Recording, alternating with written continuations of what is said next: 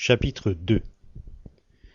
Un homme de la maison de Lévi alla prendre pour femme une fille de Lévi. Cette femme devint enceinte et enfanta un fils. Elle vit qu'il était beau, et elle le cacha pendant 3 mois. Ne pouvant plus le cacher, elle prit pour lui un coffret de jonc qu'elle enduisit de bitume et de poix. Elle y mit l'enfant et le déposa parmi les roseaux sur le bord du Nil.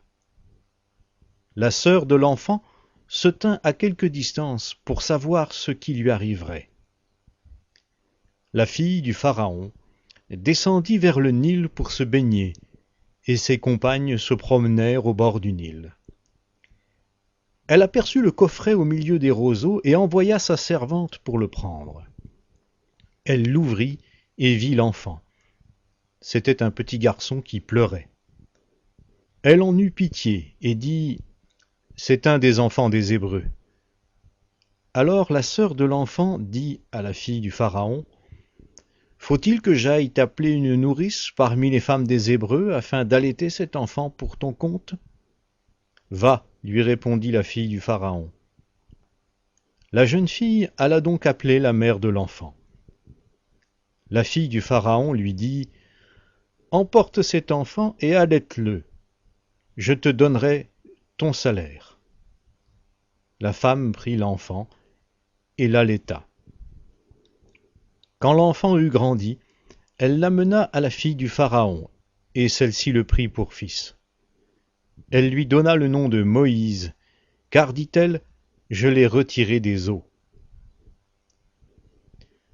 En ce temps-là, Moïse, devenu grand, se rendit auprès de ses frères et porta les regards sur leurs pénibles travaux. Il vit un Égyptien qui frappait un Hébreu d'entre ses frères. Il se tourna de côté et d'autre et, voyant qu'il n'y avait personne, il frappa l'Égyptien à mort et le cacha dans le sable. Il sortit le jour suivant, et voici 2 Hébreux qui se querellaient.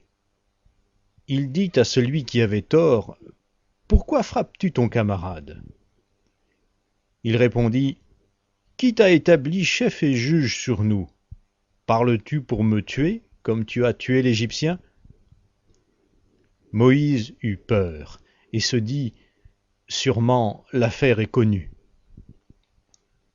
Le Pharaon apprit ce qui s'était passé et chercha à tuer Moïse.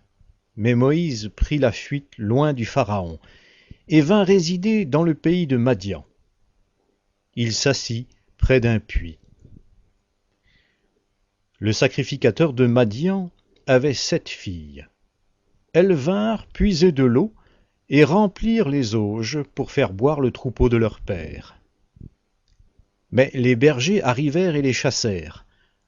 Alors Moïse se leva, prit leur défense et fit boire leur troupeau. Quand elles furent de retour auprès de Réouel leur père, il dit : « Pourquoi revenez-vous si tôt aujourd'hui ? » Elles répondirent : « Un Égyptien nous a délivrés de la main des bergers. Il nous a même puisé de l'eau et a fait boire le troupeau. » Il dit à ses filles : « Où est-il ? Pourquoi donc avez-vous laissé cet homme ? Appelez-le pour qu'il prenne quelque nourriture. » Moïse se décida à résider chez cet homme, qui donna sa fille Séphora à Moïse. Elle accoucha d'un fils, auquel il donna le nom de Gershom, car, dit-il, « Je suis un immigrant dans un pays étranger. » Longtemps après, le roi d'Égypte mourut, et les Israélites gémissaient encore sous la servitude et poussaient des cris. Leur appel du sein de la servitude monta jusqu'à Dieu. Dieu entendit leurs soupirs. Dieu se souvint de son alliance avec Abraham, Isaac et Jacob. Dieu regarda les Israélites et prit conscience de leur situation.